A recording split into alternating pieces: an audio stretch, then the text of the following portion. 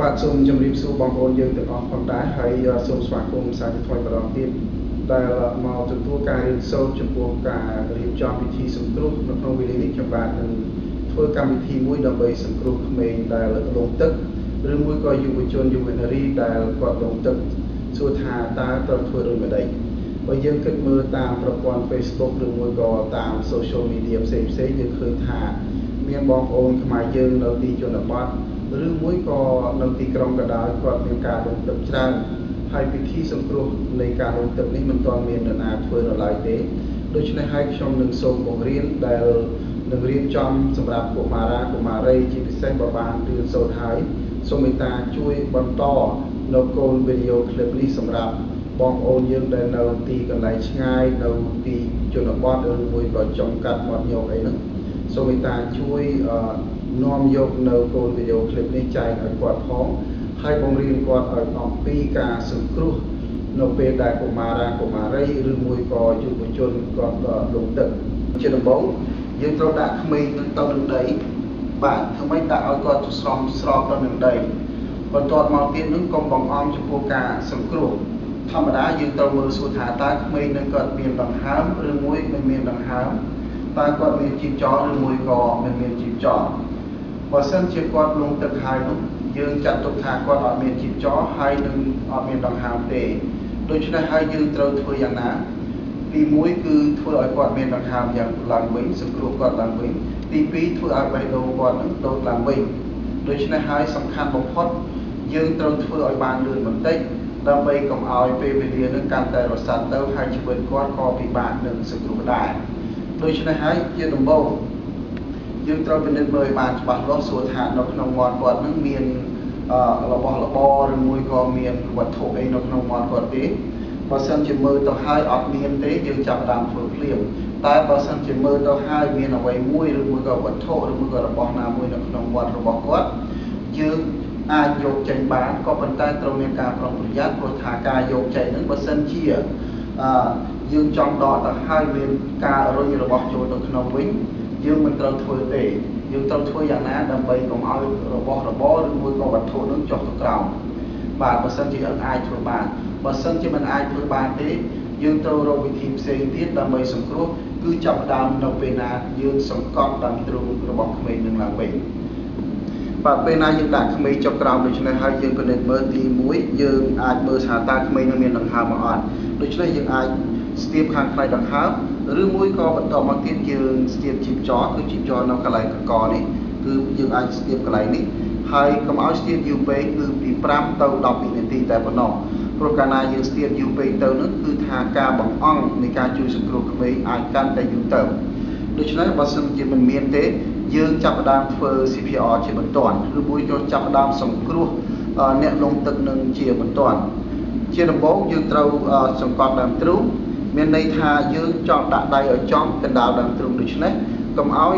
ដាក់នៅចំតងដើមទ្រូងឲ្យសោះព្រោះយើងអាចបាក់ហើយមានគ្រោះថ្នាក់ក៏ប៉ុន្តែសំខាន់ជាងគេគឺយើងដាក់ដៃនៅចំកណ្ដាលដើមទ្រូងនេះហើយយើងសង្កត់បាទទី1យើងសង្កត់ចុះក្រោមដូច្នេះយើងសង្កត់30ដងដូចតទៅនេះ1 2 3 4 5 6 7 8 9 10 11 12 13 14 15 16 17 18 19 20 21 22 23 24 25 26 27 28 29 30បាទយើងសង្កត់30ដងហើយបើសិនជាយើងគិតថាក្មេងនឹងអត់មានបញ្ហាអីទេយើងអាចផ្លុំ2ដងយើងផ្លុំដង្ហើមចូលតាមច្រមុះនិងមាត់មានន័យថាយើងត្រូវងើយក្បាលក្មេងនឹងងើយឡើងលើដូចនេះបន្ទាប់មកទៀតយើងយកដៃរបស់យើងនេះបិទច្រមុះហើយយើងចាប់ដើមផ្លុំមាត់ហើយពេលណាដែលយើងផ្លុំយើងត្រូវមើលទៅខាងដើមទ្រូងពេលយើងផ្លុំម្ដងដើមទ្រូងក្មេងនឹងគឺវាប៉ោងហើយទៅស្ពតទៅវិញ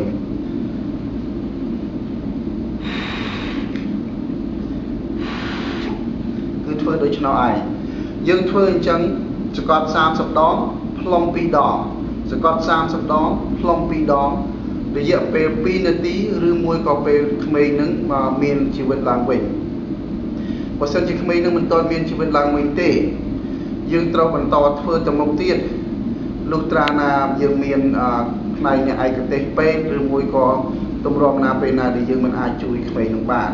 ដូច្នេះយើងត្រូវសង្កត់ចំដើមទ្រូងមានន័យថាយើងមើលដល់ក្បាលដោះនឹងហើយយើងដាក់ដៃចំកណ្ដាលយើងខ្ទាស់ដៃយើងនឹងជា2ខ្ទាស់ឲ្យជាប់គ្នាដើម្បីពេលណាយើងសង្កត់កុំឲ្យវារើហើយយើងសង្កត់30ដងបាទសង្កត់អញ្ចេះ30ដងបាទ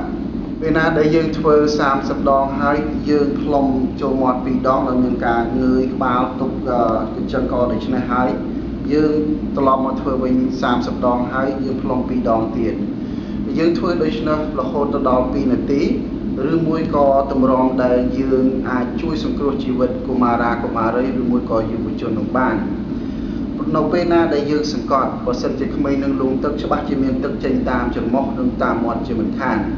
នៅពេលណាដែលយើងឃើញថាមានទឹកចេញតាមច្រមុះនិងតាមមាត់យើងកុំទាន់ឈប់នៃការសង្កត់នឹងឲ្យសោះយើងសង្កត់បន្តទៅមុខទៀតក៏ប៉ុន្តែនៅពេលណាដែលយើងរៀបចំផ្លុំឬមួយក៏ពេលយើងផ្លុំហើយយើងអាចផ្អៀងកុមារាកុមារីនឹងទៅខាងឆ្វេងមានន័យថាយើងផ្អៀងឲ្យគាត់ទៅខាងឆ្វេងដោយមានការទប់ក្បាលហើយនឹងទប់ខ្លួនគាត់ផ្អៀងទៅខាងឆ្វេងដូច្នេះហើយដើម្បីឲ្យទឹកវាហូរចេញពីមាត់និងច្រមុះក្រោយពីធ្វើដូច្នោះហើយយើងអាចត្រឡប់មកវិញដោយមានទប់ក្បាលហើយនឹងទប់ខ្លួនដូច្នោះហើយយើងក៏នឹងសង្កត់បន្ថែមទៀត30ដងផ្លុំ2ដង30ដងផ្លុំ2ដងរហូតលុត្រាណាជួយសង្គ្រោះកុមារាកុមារីឬមួយក៏យុវជននោះបានឬមួយក៏រហូតដល់តែយើងលែងធ្វើទៅឬមួយក៏មិនអាចសង្គ្រោះបានសូមមេត្តាកុំឲ្យចាប់ក្មេងឬមួយក៏ចាប់មនុស្សចាស់ព្យួរក្បាលឡើងលើឬមួយក៏ចុកក្រោមឲ្យសោះយើងសង្កត់ដូច្នេះហើយដើម្បីឲ្យបេះដូងលោតឡើងវិញហើយបើយើងផ្លុំដើម្បីឲ្យមានខ្យល់នឹងចេញចូលទៅក្នុងខួរក្បាលសំខាន់ជាងគេគឺយើងចង់សង្គ្រោះផ្នែកបេះដូងនិងខួរក្បាលឲ្យឈាមរត់ចូលក្នុងបេះដូងនិងឈូសខួរក្បាលឡើងវិញដើម្បីសង្គ្រោះឲ្យមានដង្ហើមឬមួយក៏អាយុជីវិតឡើងវិញហើយខ្ញុំសង្ឃឹមថាកូនវីដេអូឃ្លីបនេះជួយដល់បងប្អូនយើងខ្លះៗជាមិនខានបាទសូមអរគុណ